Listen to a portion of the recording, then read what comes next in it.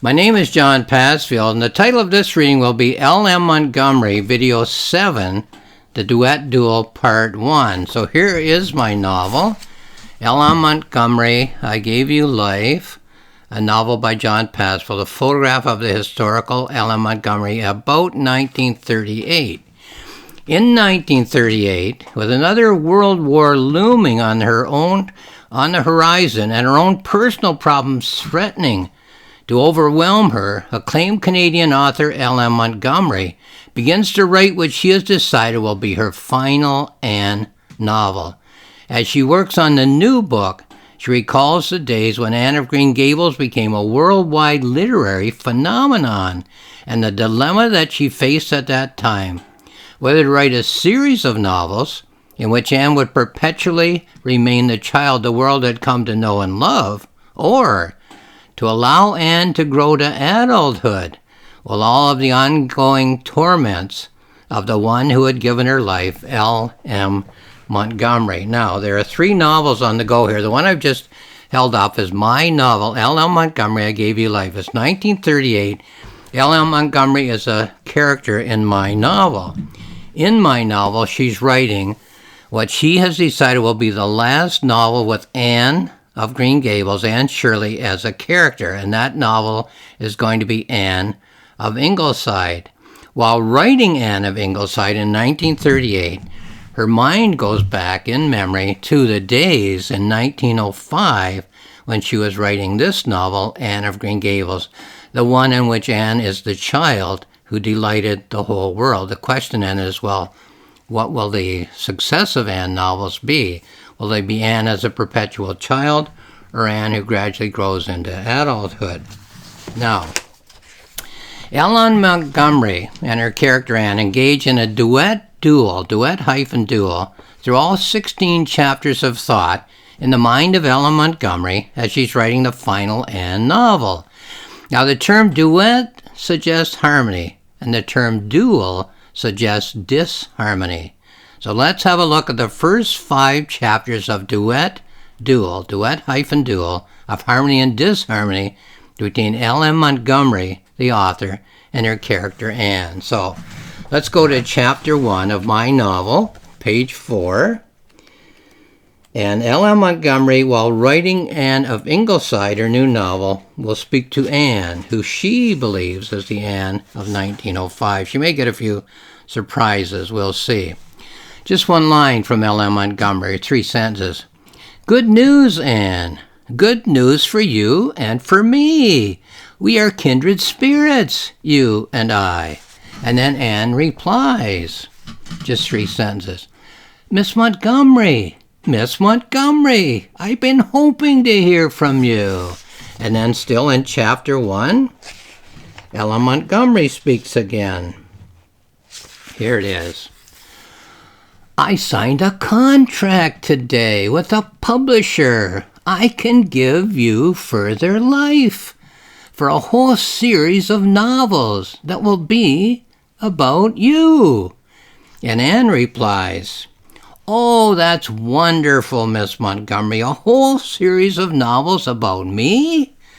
I am so grateful to you that you have given me life. Now, after this, each speaks only one speaker per chapter. So in chapter 2, it's M Montgomery. Let's go to page 10. M Montgomery speaks to her character Anne. Oh, Anne, so nice to talk to you. So nice to hear your voice. It takes me back to Avonlea. Someday I shall return for a visit. We will definitely get together, you and I. We will spend a whole day together. Have a do you remember day. 2 kindred spirits getting together in Avonlea. Not a care in the world, you and I. Now, secondly, M Montgomery again. So, my Anne, just how have things been? Seems such a very long time. I often think of you and everyone in Avonlea. My life just seems to be so busy. There's hardly a moment when I can just sit and reflect. Barely a moment when I can remember what life was like in Avonlea.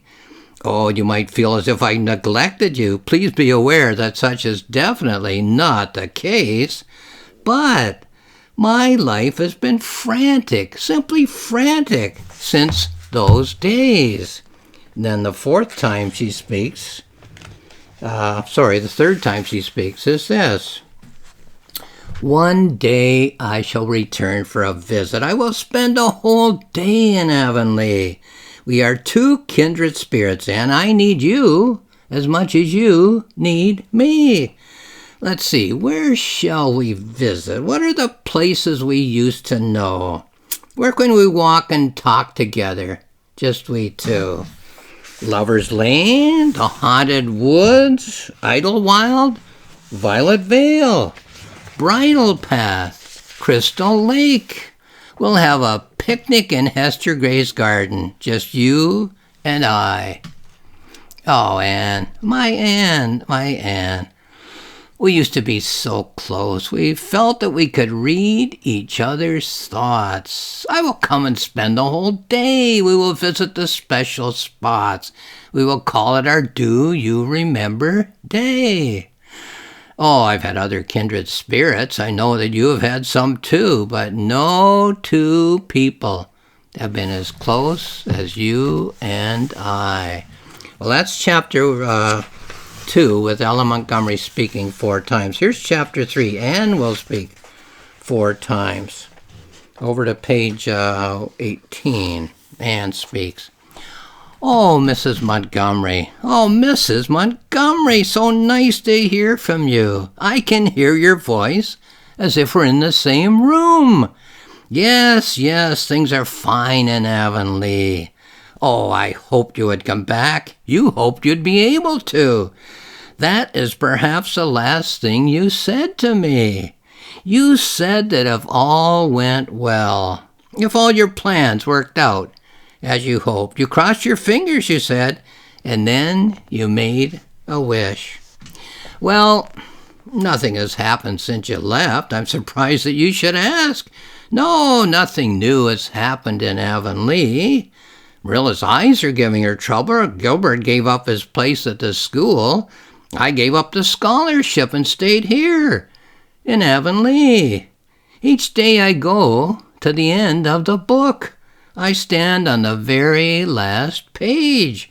I try to look out from Avonlea. Anne speaks again, over to page 21. But you are the writer, Mrs. Montgomery. Nothing could happen without your consent. You created everything here.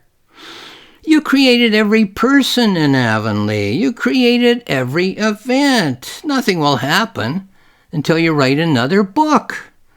Oh, it must be wonderful to be a writer, to sit by a window and dream what life could be, and dip your pen into the inkwell and turn it all into words.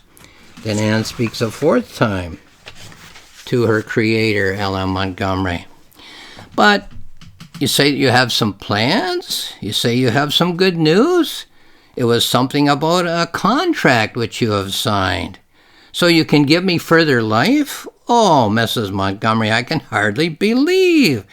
I was afraid I was going to spend my whole life at 16 and a half. So what will happen with Marilla's eyes? Will I go away to school? I can't imagine what the rest of my life is going to be.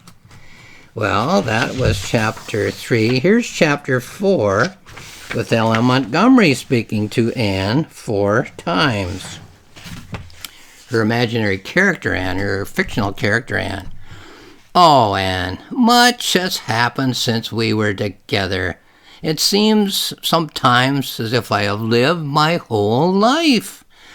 If I were to tell you, I would not know where to begin. But my life must be a closed book. I must never tell you a thing. No gossip across the fence for you and me. Better I tell you nothing at all. Better you never know what my life is like. Better you never come to know what my life has been. She speaks again. Ellen Montgomery speaks. Am I married? Who's my husband? Is he the man of my utmost dreams? Do I have children? Girls or boys, or some of each? Left the island, living abroad, or just down the road from you in PEI? Then she speaks again. Ellen Montgomery speaks again. I'm a writer, of course, you know. I'm the writer who created the character, Anne Shirley, you. I gave life to you, and in a sense, you gave life to me. All I can tell you at this time is that I have signed a book contract. The publisher is very pleased with your book, our book, and the book we wrote together, you and I. The book will be printed and sold and read throughout the world. Yes, I signed a contract today, and there was a clause that practically glowed. It was an authorization and a giving of permission, if you will, to write a whole series of novels, all about you. But of my own life, not a word. Much time has passed since you and I have talked. Much has happened to me about which you shall never know. Of your life, much will be known. I'm about to start a new Anne book. Over my life, I must draw a veil of silence. I must sound like Meta Hari, all the intrigue of a fictional spy. You must think I'm acting like a character in a book. But I assure you that it is best that I keep some secrets from you, Anne. I'm doing what is best for both of us, you and I. Okay, and then we go to chapter 5. This is the last chapter I'm reading in this presentation, though it does go on for all 16 chapters, this duet duel. So here's Anne speaking in chapter 5. She'll speak 4 times to Ellen Montgomery, who created her. Oh, Mrs. Montgomery, there is little that I can tell you. You wrote the book that contains the whole of my life. It is such a strange sensation. You are no stranger to Avonlea. You created every flower and every tree. What have I said that you haven't written? Every feeling I have had has been yours. You invented every thought I have had in my head. But I can remind you how I feel. I can recall for you the ending of the book, how you left me on the brink of my future life. You remember the last few pages. You had me going away to school. You had me studying for a scholarship. You had me dream of a possible future, of the beyond of the oncoming years.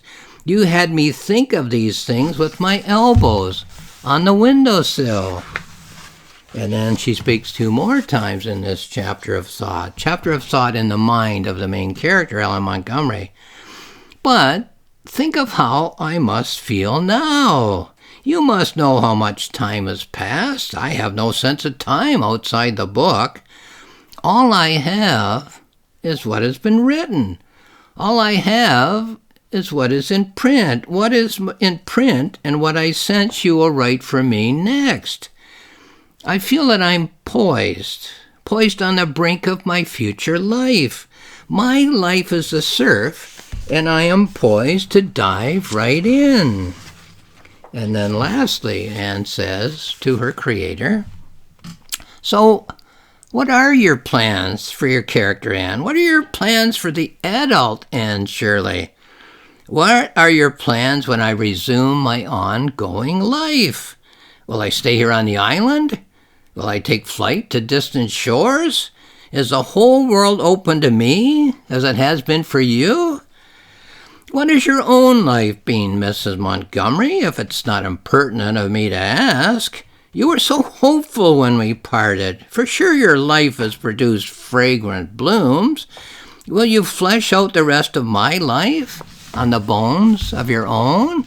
Well, that's chapter 5, and I'm stopping there. So I've read chapters 1 to 5. I'll read further in further video presentations. But here's what I'd like to say about what I've just read. Excuse me.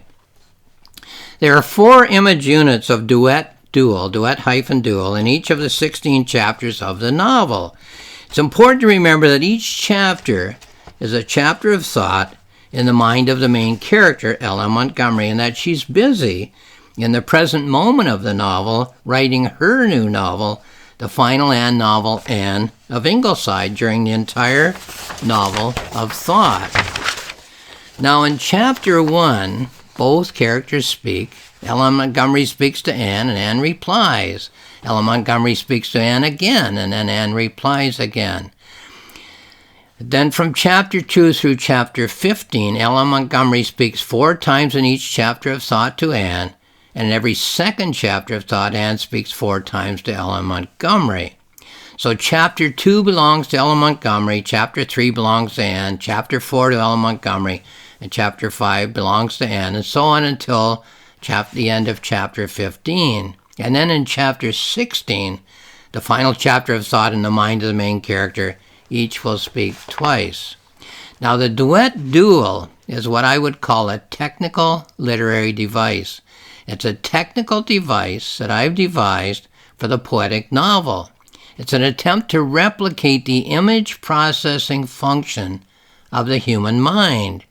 Somewhere in our minds, we think of everything we know, everything we've ever experienced in the past, and everything that we're experiencing now. However, to be able to live what I would call the surface of our lives, to live the everyday world of decision-making and action, we simplify that vast mass of information that is in our minds. One of the things we do is to create a simplified sense of the complexity of ourselves and a simplified sense of the complexity of other people. So in this novel, we have the mind of Ellen Montgomery creating a myth, a simplified version, a myth of herself, the myth of Ellen Montgomery, and a myth, a simplified version, the myth of her character, the myth of Anne Shirley. The duet duel technical device is designed to show the interaction between the two, the battle of the myths, the clash of the myths, if you will, the interaction between the myth of Ellen Montgomery, the self, and the myth of Anne Shirley, the myth of another person, in the mind of the main character of this novel. It also shows some of the difficulties that can occur in the myth-making process. So we make myths in an attempt to understand various topics. Sometimes we have difficulty in creating these myths, maintaining these myths, and believing these myths. Well, okay, once again, this is my novel, L.M. Montgomery, I Gave You Life, a novel by John Passfield. It's found on Amazon. You can have a look there for information. My publisher's website is rocksmillspress.com, rocksmillspress.com. There's more information there. On my website, johnpassfield.ca, johnpassfield.ca, there's 2 free books. I wrote a planning notebook as I was planning and writing this novel. I wrote a reflective journal as I was polishing this novel, and in both cases, I talk about many, many topics. Myth building is a major one.